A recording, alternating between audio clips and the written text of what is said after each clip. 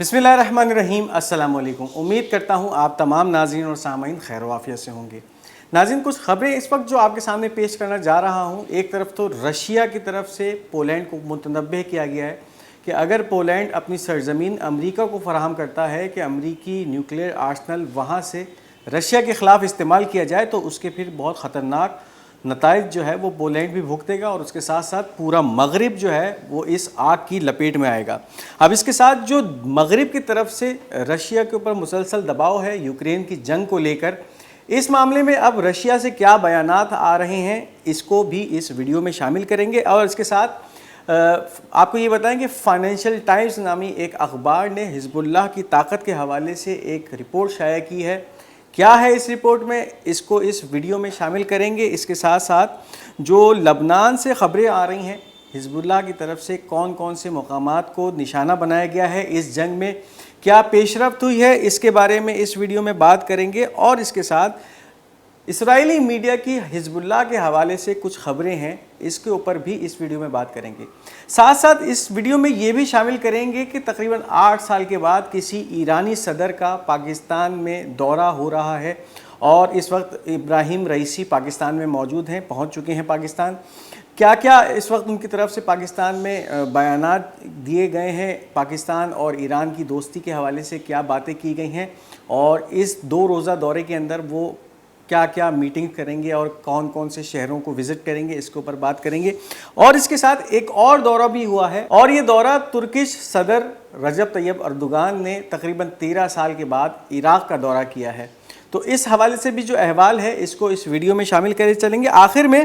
جو south Korean army ہے اس نے ایک دعویٰ کیا ہے، اور دعویٰ یہ ہے کہ نارتھ کوریا نے ایک ایسا بیلسٹک میزائل جس کے بارے میں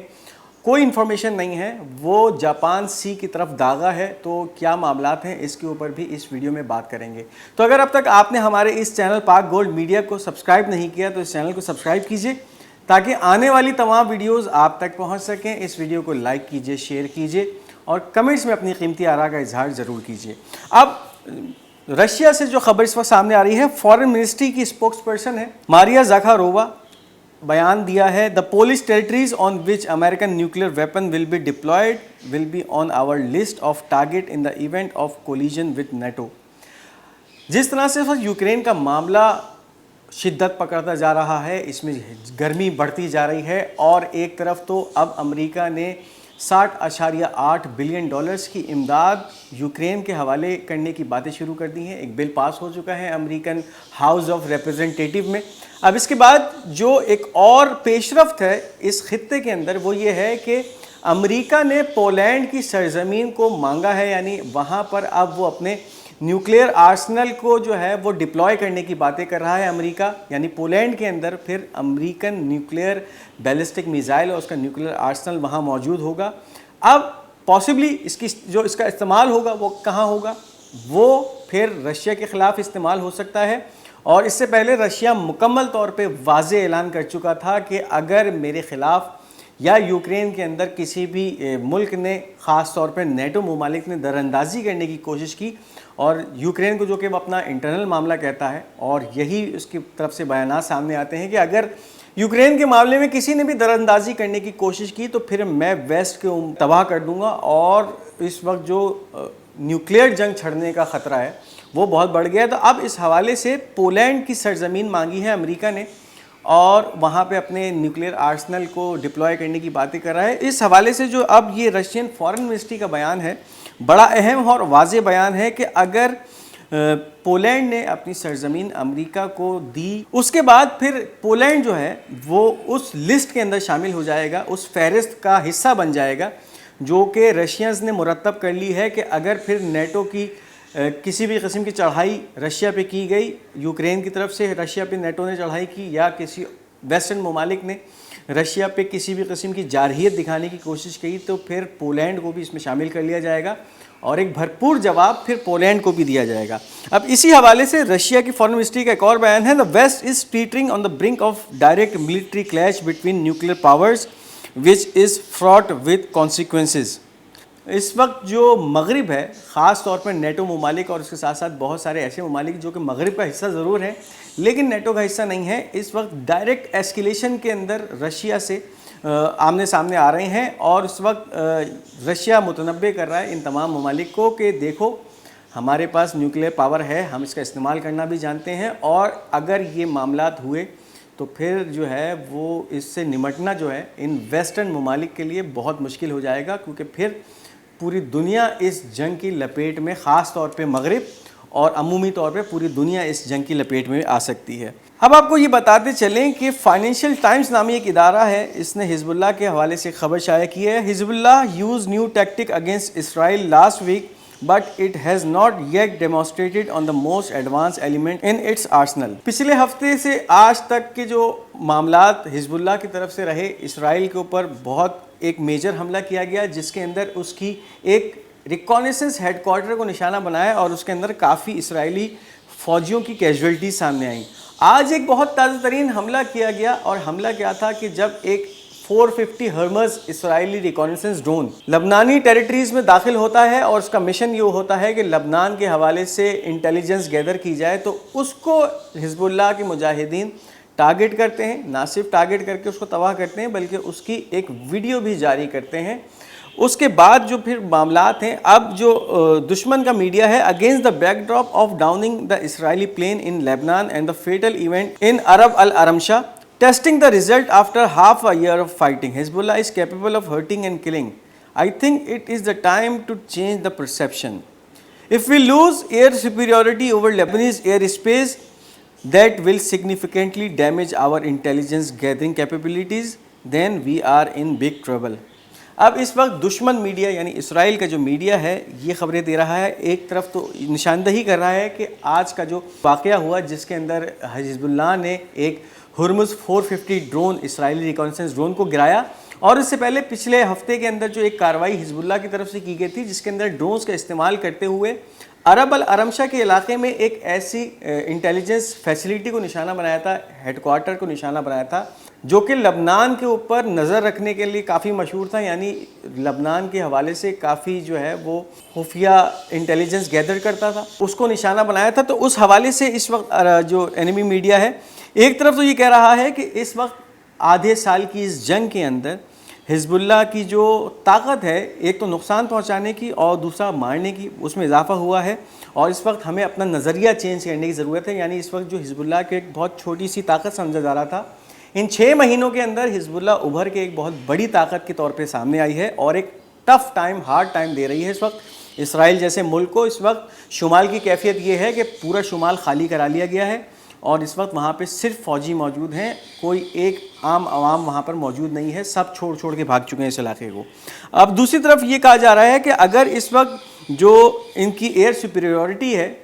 یعنی اسرائیل جس طرح سے دراندازی کر لیتا ہے کبھی بھی لبنانی ایئر اسپیس کے اندر گھس کے، آج اس کا جس طرح سے منہ توڑ جواب دیا گیا ہے، اب اگر اسی طرح سے ان کے جہازوں کو نقصان پہنچایا جاتا رہا تو پھر آگے جا کے ان کے لیے بہت زیادہ مشکلات کھڑی ہو جائیں گی، کیونکہ اس وقت اسرائیلیوں کا صرف اس بات پہ بس چلتا ہے کہ وہ انٹیلیجنس آسمان کے تھرو گیدر کرتے ہیں، اور اس کے بعد ہوائی جہاز آتے ہیں اور بم پھینک کے چلے جاتے ہیں۔ اب اگر ان کے پاس لبنان کے حوالے سے انٹیلیجنس ہی نہیں ہوگی تو پھر وہ حملہ کس طرح کریں گے، جبکہ اس کے برعکس حزب اللہ کا نیٹ ورک اس وقت اتنا فعال اور تیز ہو چکا ہے کہ ان کے جتنے بھی اب تک حملے ہوئے ہیں وہ تیر بہ ہدف ثابت ہوئے ہیں۔ یعنی اس وقت حزب اللہ کا جو انٹیلیجنس نیٹ ورک ہے اسرائیل کے حوالے سے وہ بہت خطرناک اور تیز کام کر رہا ہے۔ اب اس کے ساتھ جو ریزسٹنس کی طرف سے ایک خبر آ رہی ہے لبنان سے ہی، we targeted a position of enemy soldiers in the vicinity of the Hanita side with artillery shells. Hanita کے مقام پہ دشمن کی پوزیشنز کو نشانہ بنایا ہے حزب اللہ کی طرف سے، اور اس کے اندر آرٹلری یعنی توپ خانوں کا استعمال کیا، آرٹلری شیل سے جو ہے وہ داغے گئے، جس سے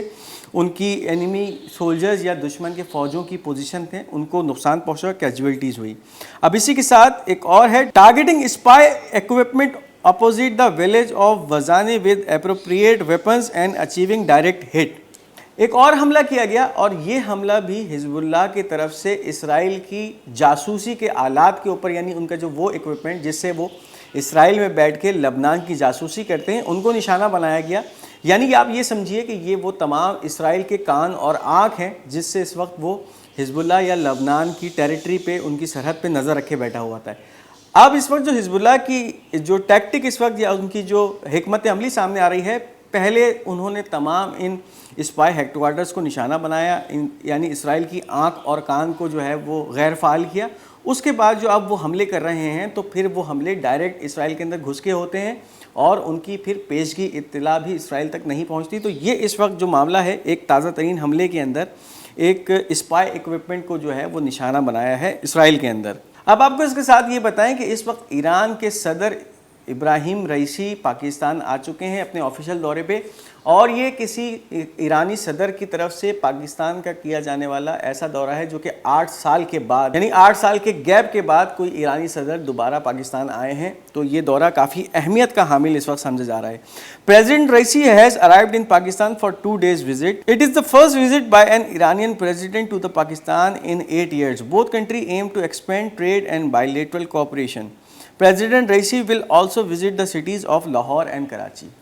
اب اس 2 دن کے سرکاری دورے کے اوپر جو ایرانی صدر پاکستان آئے ہیں، اس کا جو مقصد ہے، ایک طرف تو دونوں ممالک کی جو باہمی تجارتی امور ہیں ان کو مضبوط کرنا، اور اس کے ساتھ ساتھ بہت سارے باہمی معاملات کے اندر جو ہے وہ اس کی مضبوطی کے لیے اس پہ بات ہوگی۔ ایک طرف تو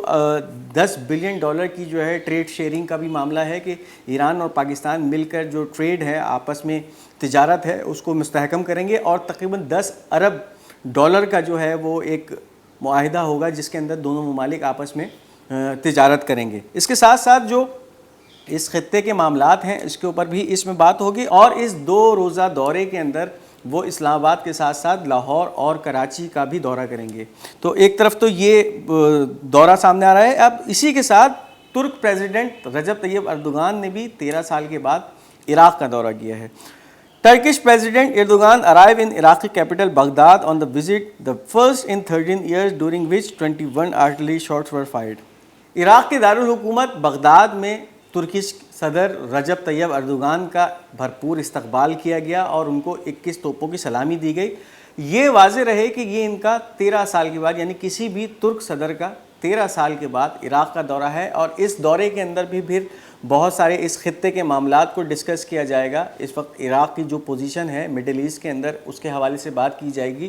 اور اس وقت جو ترکی اور عراق کے درمیان جو تجارتی معاملات ہیں اس کے اوپر بھی اس دورے میں بات کی جائے گی۔ تو یہ بھی اس وقت اس تناظر کے اندر یہ دونوں دورے، ایک طرف تو ایرانی صدر کا پاکستانی دورہ اور دوسری طرف ترکی صدر کا عراقی دورہ، یہ دونوں بہت اہمیت کے حامل سمجھے جا رہے ہیں۔ اب اس کے بعد ایک اور خبر ہے، اور بہت ہی اہم خبر ہے۔ خبر یہ ہے کہ اس وقت اسرائیلی اپنی فیلیئرز جو ہیں پوری دنیا سے نہیں چھپا پا رہے، اور اب جو ہے وہ انہوں نے ایڈمٹ کرنا شروع کر دیا ہے۔ اسرائیل کا ایک بہت بڑا عہدیدار ہے جس نے استعفیٰ دے دیا ہے اپنے عہدے سے، اور غلطی تسلیم کر لی ہے کہ ایک بہت بڑا فیلئر اسرائیل کا سامنے آ چکا ہے۔ Head of the military intelligence division Aharon Haliva decided to resign due to his responsibility for the failure on October 7۔ 7 اکتوبر کے واقعے کے بعد اب جا کر، یعنی 6 ساڑھے مہینے کے بعد، اسرائیل کے اس ہیڈ آف انٹیلیجنس ڈویژن کو یہ خیال آیا کہ جو بھی واقعہ ہوا، یعنی ایک بہت بڑا انٹیلیجنس فیلئر تھا جو کہ 7 اکتوبر کو واقع ہوا، اور جس کے بعد طوفان الاقصی کا آغاز ہوا۔ ہزاروں کی تعداد میں ریزسٹنس فائٹرز اسرائیل میں داخل ہوئے، وہاں پر بہت سارے لوگوں کو کیپچرز کیا، اور اس کے بعد صحیح سلامت وہاں سے واپس نکل آئے۔ تو یہ ایک بہت بڑا فیلئر تھا، اپنے آپ کو ایک بہت ہی طاقتور اور بہت ہی ایڈوانس ملک کہنے والے اداروں کے لیے کہ کس طرح سے مجاہدین داخل ہوئے۔ تو اب وہاں کا جو ملٹری انٹیلیجنس ڈویژن کا ہیڈ ہے اس نے اب استعفیٰ دے دیا ہے اور پوری ذمہ داری قبول کر لی ہے کہ ہاں اس معاملے کے اندر، یعنی 7 اکتوبر کے اندر اسرائیل کی بہت بڑی ناکامی ہوئی ہے۔ ساؤتھ کورین آرمی کی طرف سے اب ایک بیان ہے جو کہ سامنے آ رہا ہے، اور کلیم یہ کیا جا رہا ہے، North Korea launches a ballistic missile of unknown specifications toward the Sea of Japan. اب اس وقت ایک طرف تو نارتھ کوریا اور ساؤتھ کوریا کے اندر آپسی اختلافات بھی ہیں۔ اب ساؤتھ کوریا کی طرف سے یہ بیان کیا گیا ہے کہ نارتھ کوریا کی طرف سے ایک ایسا بیلسٹک میزائل جاپان کے سمندر یا بحر جاپان کی طرف فائر کیا گیا ہے جس کے بارے میں کوئی انفارمیشن نہیں ہے، لیکن یہ فائر کیا گیا ہے نارتھ کوریا کی طرف سے۔ اس وقت جو نارتھ کوریا اور ساؤتھ کوریا کے حالات ہیں ان میں تو کشیدگی ہے ہی، لیکن اس وقت جس طرح سے جاپان کھل کر امریکی حمایت میں سامنے آ رہا ہے، تو اب اس وقت نارتھ کوریا اور جاپان کے درمیان بھی جو تناؤ کی شدت یا تناؤ کی کیفیت ہے وہ اب بہت زیادہ بڑھتی جا رہی ہے۔